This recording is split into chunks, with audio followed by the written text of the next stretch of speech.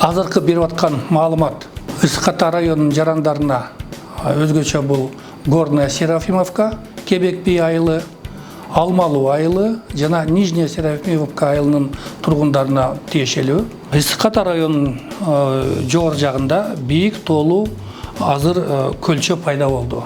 Жана мына жердеки турган мөңгүнүн ээришинен тоонун суусу келип туруп Алмалууга урат. Алмалууда 1514 жараныбыз жашайт. Адан тышкары көлчөнүн суусу Горная Серафимовка урат. Бул жерде 417 жараныбыз жашайт. Они в зону попадают. Мына 2009 жыл ушуга чейин келген силовой материал. Быйыл кокус жылып кете турган болсо, быйыл да ушулар калыпташы мүмкүн да, алайлаш керек. Өзгөчө кырдаалдар министрлигинин генерал-майор Ажикей Бойкергештин тапшырмасына ылайык биз бийик тоолуу көлдөрдү изилдөө иштерин жүргүзүп атабыз. Ошонун негизинде биздин министрликтин алдында атайын жумушчу топтор түзүлгөн.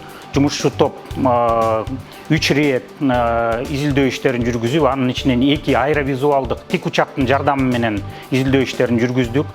Изилдөө учурунда Такыр-Тор көлү толуп, азыркы учурда коркунуч жаратып атканы бизге маалым болгон.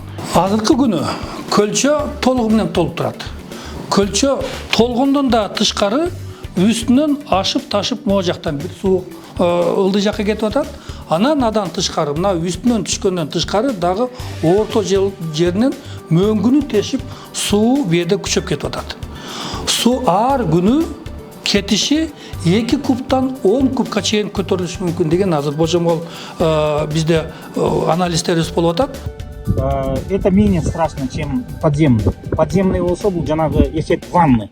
Эмени ачканда, или пробканы ачканда курулдап барып туруп бүт агып кетет да, ошол коркунучтуу, ошол катастрофический болушу мүмкүн. Эгер үстүнөн перелив болсо, он постепенно будет сбрасывать, опорожняться. 2 жолу биздин кызматкерлерибиз, Академия науктун илимий кызматкерлери барып ошол жерди изилдеп, вертолет менен изилдеп келишти. Ошонун негизинде биз азыр болсо, могу ылдый жагына көлчөнүн мына могу жактагы түшүп аткан колоту боюнча ылдый жагына биз 24 саат дежурстводагы тура турган балдарыбызды койдук, аскер кызматчыларды койдук. Алар түнү күнү ошол жерден көзөмөл кылып байкап турушат. Бул тууралуу бүгүн эртең менен приказды чыгардым. Ушу 3 айылда ЧС болушу мүмкүн деген даярдыкты көрүү боюнча элдерге эскертмелерди берип атабыз. Жергиликтүү бийликтин өкүлдөрүнө эскертмелерди берип атабыз. Жана толук ошо чараны көрүү боюнча жумуштарды биз жүргүзө баштадык. Бул жерде азыр биз чечим кабыл алдык. Техника менен, оор инженердик техниканын жардамы менен нукту тазалап койгону, кээ бир жерлеринде тазалап, ошо нукту буруп койгон жерлер керектүү экен. Аларды биз аткарып коебуз. Урматтуу ушу 3 айылдын жарандары.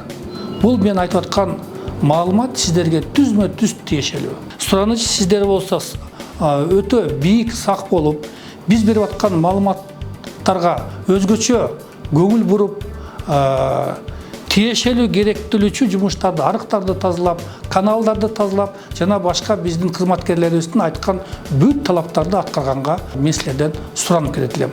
Последний прорыв данного озера был в 2009 году, 4 июня. Также это озеро прорывало в 1994 году, также 4 июня. Селевой поток был достаточно мощным, и его расход составлял около 300 кубических метров в секунду. В этом году данное озеро наполнилось. С 2009 года данная депрессия не наполнялась водой, и сейчас объем озера составляет, по нашим оценкам, примерно 500 000 кубических метров. Өзгөчө кырдаал министрлигинен жана кандай чара? Биз сөзсүз түрдө ушу 3 айылга кирбеш үчүн 2 экскаватор менен тез арада мына сел өтүүчү сайды тереңдетип кеңейтебиз.